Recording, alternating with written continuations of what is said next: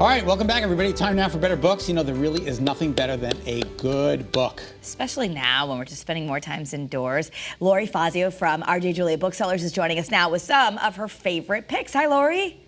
Hello, how are you? Good, good. How are you? I'm well, thank you. Nice to see you, I as thought always. that I would talk about some nonfiction today. There's good. so much current issues going on out there, but I thought we would talk about some fun nonfiction to escape a little bit. Okay, what's your first pick?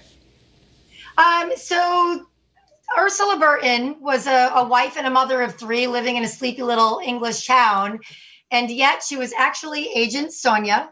So Ben Mcintyre, who's written and brought some really fabulous nonfiction books to us, had access to her diaries. This woman was actually a high-ranking Soviet intelligence officer. She was hunted by the Chinese, the Japanese, the Nazis, the FBI, and she evaded them all and lived a very, very long life. Wow. She had influenced the course of the Cold War. Wow. And so this is a really interesting story about how she did. Her husband was a spy as well. Oh my Wow. gosh, I would love to read that. I'm watching on TV. I'm binging The Americans right now.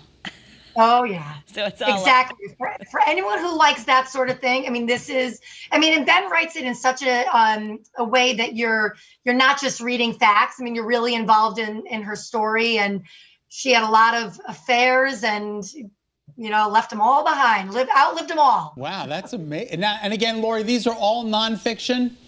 Yes. Okay. Yes. I'm doing all nonfiction today. Wow, that's really incredible. All right, and you have another one, The Owls of The Eastern Ice. Eastern Ice, yes. So Jonathan Slott one day was out and he had an encounter with, it's called the Blackistan fish owl.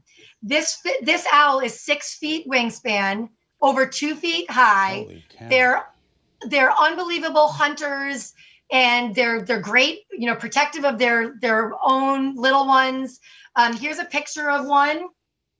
And so he went on a mission with his team to find them. They live on the eastern forests of Russia, and they're endangered. And so he was out to make a better world for them and make sure that they didn't die out. But they're hunters as well. And so they go out in these freezing temperatures, and they have to avoid bears and other lions. Well, maybe not lions, but other animals. And it's pretty interesting. All kinds of birds in this book. Now, is Agent Sonia tied into that book as well? I don't know. Maybe she was hiding in the eastern forest as well. It was one of her escape to send messages. She's bypassing everybody. All right, now this one has a funny title. I just think of the little song you sing with your kids. The Truth About Baked Beans. Yes. So an edible history of New England. So this book came about. She asked, when did the Bostonians first start doing Boston baked beans? And the myth is that they were given the Pilgrims were given a recipe from Native Americans to use animal fat and maple syrup. The truth is that actually New England foods, there was a mission in the late 1800s, early 1900s to make New England foods a thing. And so this tells you about baked beans, how they came about, cod, lobster, which used to be called the cockroach of the sea and fed to prisoners, pies, maple syrup. It gives you a whole history. It's such a fabulous, fun book. And there's recipes.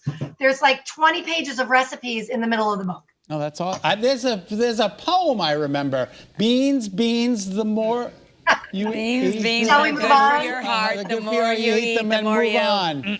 Okay, very good. Let's move on. And then you have one more. Is This Anything by Jerry Seinfeld?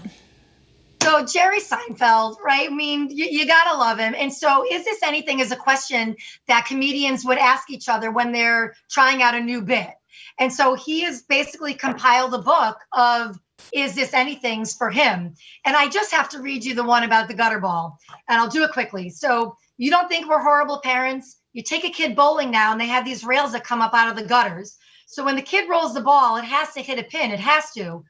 Was he eliminated the gutter ball? Nice preparation for life. Tell your parents, if your child is traumatized by a gutter ball, it's not going to make it, okay?